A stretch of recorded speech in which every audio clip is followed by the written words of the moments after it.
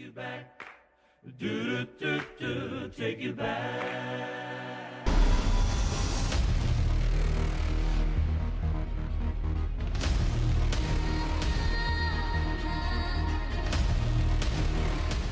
Errol Spence has had a lot to say already. I expected him to be a lot quieter than he was.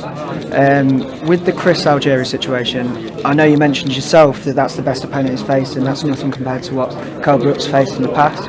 Do you take anything from the fact that Pacquiao couldn't stop him, Khan couldn't stop him, but Errol Spence could? No, not really, because that's. I think let's go back down the record. I had a brief look at it. Those fights with Manny Pacquiao was probably maybe 4 years ago, maybe 5. Khan was maybe 3 years ago, and then Errol Spence boxes in. So you're telling me that Chris Algieri is a better fighter now than he was 5 years ago? And fight after them, yeah. He's had more wear and tear. So if Manny Pacquiao's had him down 6 times, maybe that's the performance of his lifetime. You watch Miguel Cotto against Malignaggi.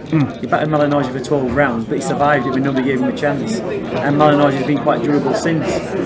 So the Chris Algieri that boxed Manny Pacquiao, He's not the same. he's not the same one that boxed Amir Khan, and he's certainly not the same one that boxed Errol Spence. Right. Yeah. Last question for now. What did you think of the Golovkin-Jacobs fight at the last Very good weekend fight. result? Very good fight. Full credit to Jacobs.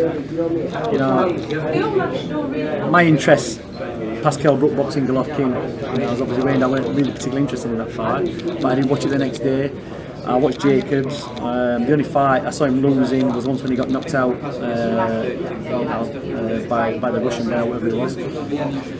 And you can 100% guarantee he watched the Kell Brook Golovkin fight, and it would have given him a lot of confidence, because he's seen a smaller guy taking one of the most feared men on the planet 5 rounds.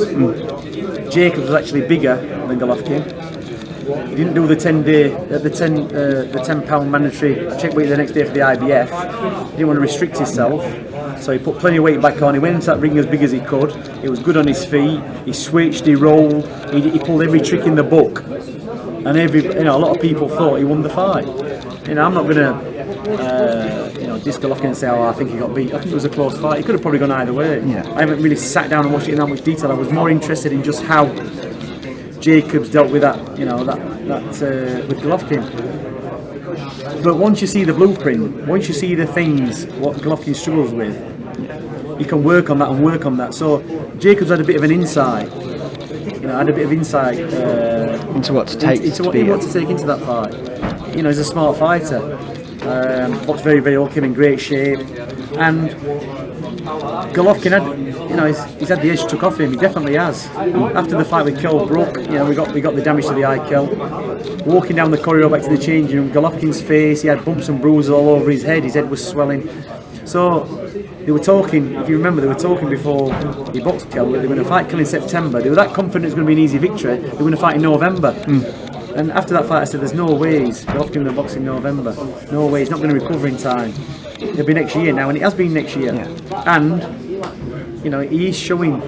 After 5 or 6 rounds, Jacobs was standing there and started to get confident and have a go with him.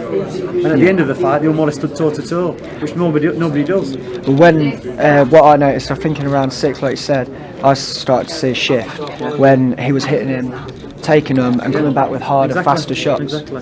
So, not many people do that with Golovkin. I think you're right. I agree with you, to be honest. But thank you very much for your time. Big fan of you.